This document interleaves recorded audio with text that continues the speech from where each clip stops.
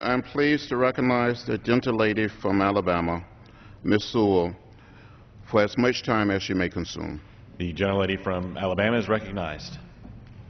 Mr. Speaker, as the representative of Alabama's congressional district and a Selma native, I am proud and humbled that I could introduce this bipartisan resolution with my colleague, friend, and fellow Alabamian, Representative Martha Roby, acknowledging the significance, the historical significance of the Selma-to-Montgomery marches.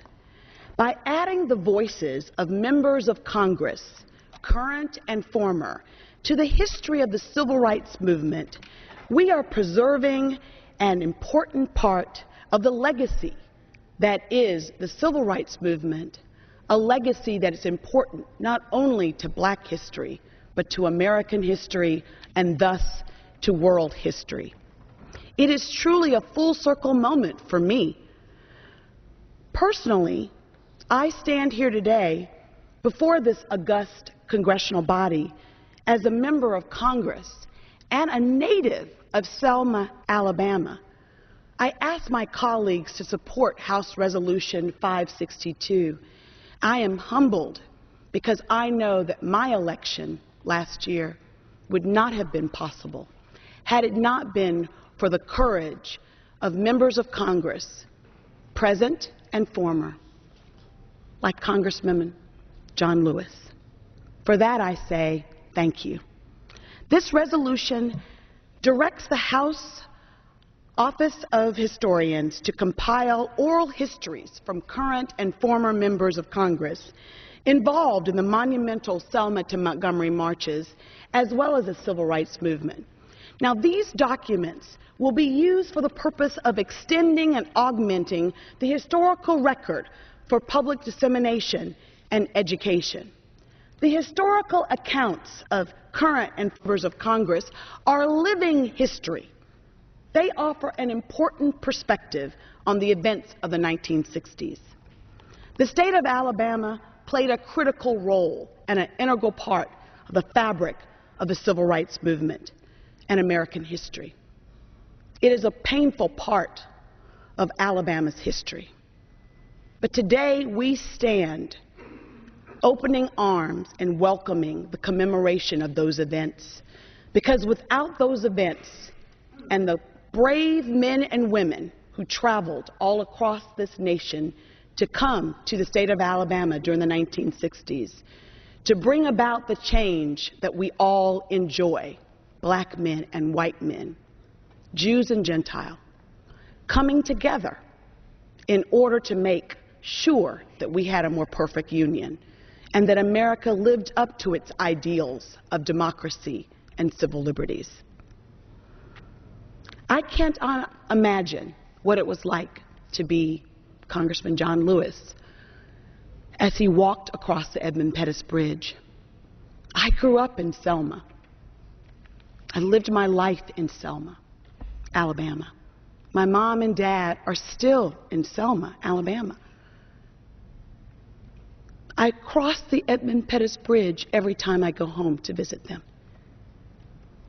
It stands as a symbol for the world of what's possible when brave white men and Black men, women and children decide to change the fate of history. And in doing so, bring about significant changes for this country. I'm proud to represent Selma, Alabama, Birmingham, Alabama, Tuscaloosa, Alabama, the state of Alabama in this Congress.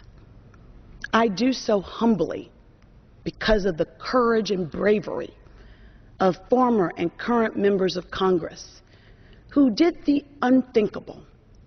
I can't imagine being Congressman John Dingell, who first took office in 1955 from Michigan.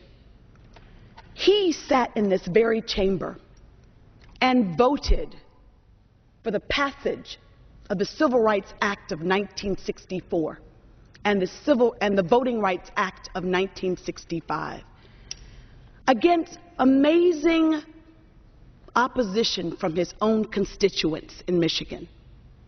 He did the brave thing about voting in favor of these historical legislations. He was not the only one sitting in this chamber in 1965. Representative John Conyers, a black congressman who was elected in 1965 and who still serves in this chamber, was in this room and casted that vote for the Voting Rights Act of '65. We need to remember, record the history of Congressman Lewis and Congressman Dingell and Conyers and so many members of Congress, current and present, who are alive today. Preserve that history for future generations to come. You know, over the next 3 years, Congressman Lewis, we will celebrate the 50th anniversary of so many of those events of the 1960s. In fact, the mayor of the city of Birmingham is declaring 2013 the year of Birmingham, because we will be celebrating 50 years since the bombing of 16th Street Baptist Church, when 4 little black girls gave their life